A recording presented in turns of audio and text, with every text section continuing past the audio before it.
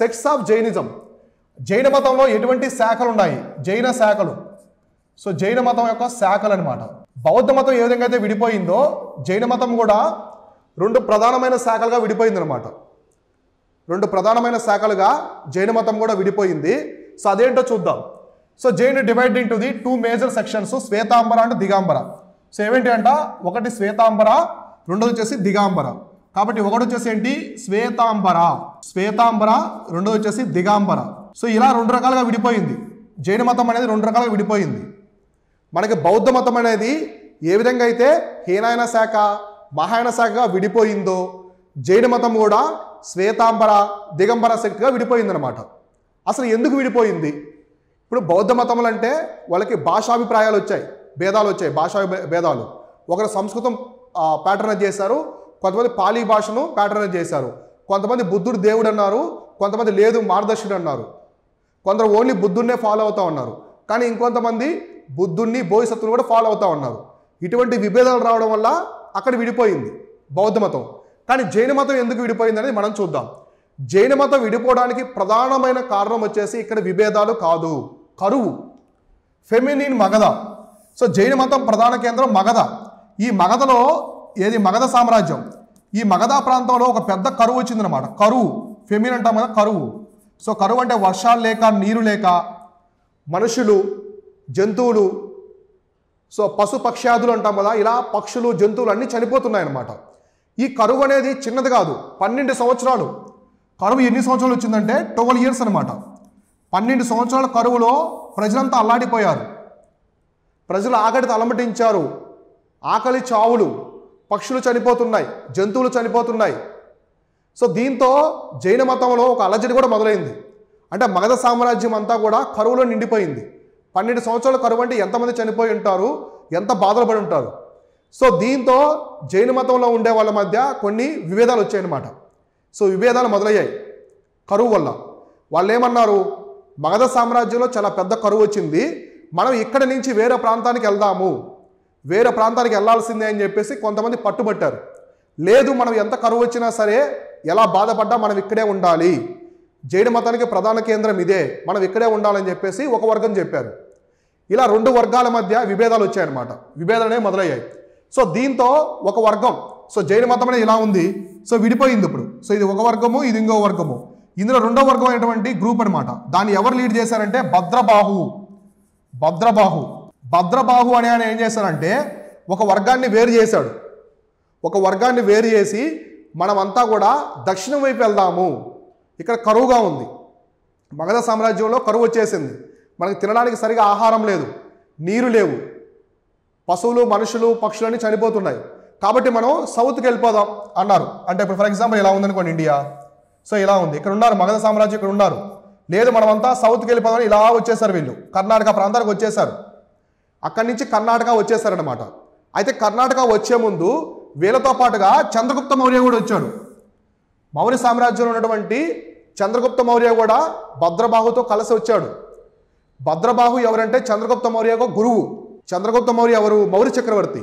ఆయన తన రాజ్యాన్ని వాళ్ళ కొడుకు అయినటువంటి బిందుసారాకి ఇచ్చాడు. బింబిసారా కాదు, బిందుసారా. ఎవరంటే బిందుసారా. బిందుసారా ఎవరంటే అశోకుడి యొక్క తండ్రి బిందుసారుడు. చంద్రగుప్త మౌర్య యొక్క కొడుకు, అశోకుడి యొక్క తండ్రి. ఓకేనా?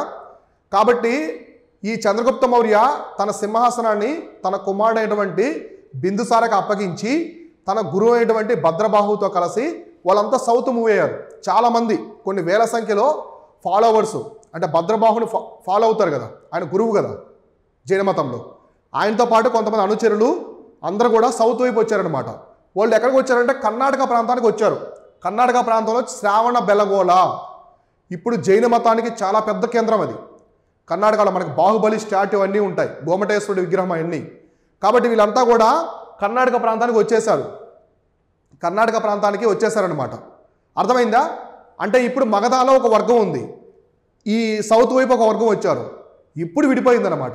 మగధ ప్రాంతంలో ఉండే వర్గాన్ని శ్వేతాంబర అని చెప్పేసి పిలిచారు. ఈ సౌత్ వైపు వచ్చారు కదా భద్రబాహుతోటి, వీళ్ళని దిగంబర అని చెప్పేసి పిలిచారనమాట. ఇలా రెండు వర్గాలుగా విడిపోయింది కరువు వల్ల.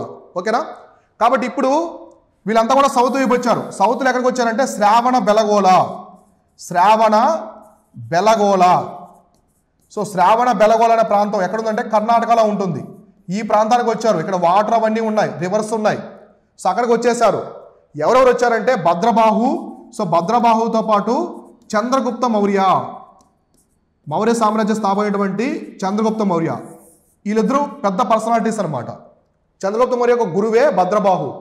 భద్రబాహు చంద్రగుప్త మౌర్య కొన్ని వేల సంఖ్యలో అతని యొక్క అనుచరులు కలిసి సౌత్ శ్రావణ బెలగోళకు వచ్చి ఇక్కడ స్థిరపడిపోయారు. వీళ్ళని ఏమన్నారంటే దిగంబరాలు అన్నారు. అందుకే మనకి సౌత్ ఇండియాలో చూడండి జైన మతంలో ఎక్కువగా దిగంబరాలు కనిపిస్తారు, దిగంబరాలు ఉంటారు ఎక్కువగా. ఓకేనా? ఇలా తర్వాత the leader of the group stated the Magadha was the Sthulabhadra. ఇప్పుడు ఒక వర్గం వీళ్ళంతా కూడా ఇక్కడ ఉండే వాళ్ళంతా కూడా కర్ణాటక వచ్చేసారు. ఇంకో వర్గం మిగిలిపోయింది కదా, వీళ్ళంతా కూడా ఎక్కడ మగధలోనే ఉండిపోయారు. ఇంకో వర్గం మగధలోనే ఉండిపోయారు. సో కాబట్టి ఇక్కడ ఒక వర్గం వచ్చేసింది. ఇది వచ్చేసి అంటే భద్రబాహు శక్తి అనమాట.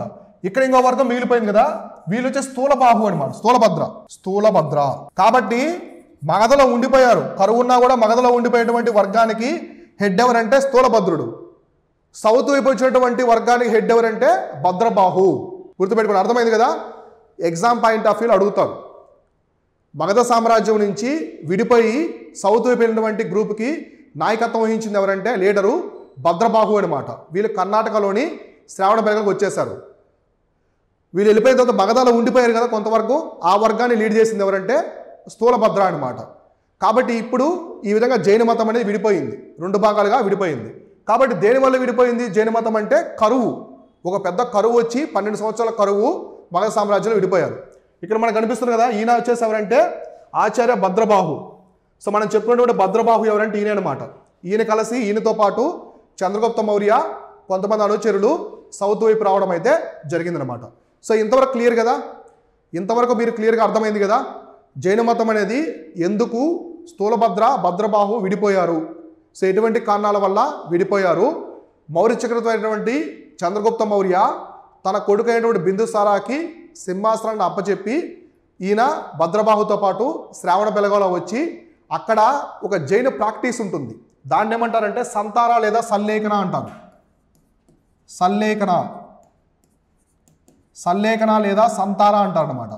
ఏంటి సల్లేఖన సంతార అంటే జైన మతంలో చివరి దశలో వాళ్ళు వృద్ధాప్యంలో ఉన్నప్పుడు ఎటువంటి ఆహారము పానీయాలు తీసుకోరు, నీళ్లు ఆహారం తీసుకోకుండా గాలినే ఆహారంగా తీసుకొని చనిపోతారు. చనిపోయేంత వరకు గాలిని ఆహారంగా తీసుకుంటారు. ఫుడ్స్ ఏం తీసుకోరు, లిక్విడ్స్ మనకి ఈ సాలిడ్ ఫుడ్స్ ఏం తీసుకోరు. అలా ఆహారాన్ని తీసుకొని చనిపోతారు చివరికి. దాన్ని ఏమంటారంటే సల్లేఖన సంతార అంటారు. దాన్ని పాటించి చనిపోయినటువంటి మౌర్య చక్రవర్తే ఈ చంద్రగుప్త మౌర్య. ఆయన ఎక్కడ చనిపోయాడంటే మన శ్రావణ బెలగోళ, కర్ణాటకలోని శ్రావణ బెలగోళ చనిపోయాడు. ఈ విధంగా జైన మతం అనేది విడిపోయింది. ఇప్పుడు మనం జైన మతంలో ఉన్నటువంటి శ్వేతాంబర దిగంబర యొక్క శాఖల మధ్య భేదాలు ఏమున్నాయి? ఇప్పుడు విడిపోయారు కదా, స్థూలభద్రు ఒక వర్గము, భద్రబాహు ఒక వర్గము. వీళ్ళు విడిపోయినటువంటి శ్వేతాంబర దిగంబర శాఖల్లో ఉన్న భేదాలు ఏమున్నాయో చూద్దాం. వర్గాలు అంటే శాఖలు ఏ విధంగా వచ్చాయి, దిగంబర శ్వేతాంబర, వాటికి సంబంధించినటువంటి భేదాలు ఏమున్నాయి చూద్దాము. ఎగ్జామ్ పాయింట్ ఆఫ్ వ్యూలో చాలా కీవర్డ్స్ అనమాట అవి. ఇప్పుడు ఏమున్నాయి చూద్దాం. ఫస్ట్ మనము దిగంబర శక్తి గురించి చూద్దాం. దిగంబర శాఖ. సో ఎన్ని శాఖగా విడిపోయింది? 2 శాఖగా విడిపోయింది. ఒకటి దిగంబర శాఖ,